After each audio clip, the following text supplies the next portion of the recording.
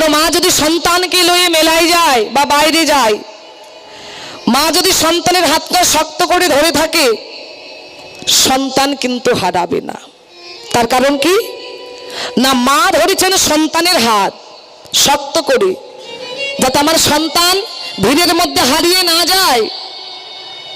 কিন্তু সন্তান যদি মায়ের হাতটা ধরে থাকে, সন্তান হারালেও হারাতে পারে, কিন্তু মা যদি সন্তানের হাতটা ধরে থাকেন শক্ত করে, সন্তান কিন্তু হারাবে না। ঠিক তেমনি আমরা সকলেই সেই ভগবানের সন্তান সন্ততি, তাই তো?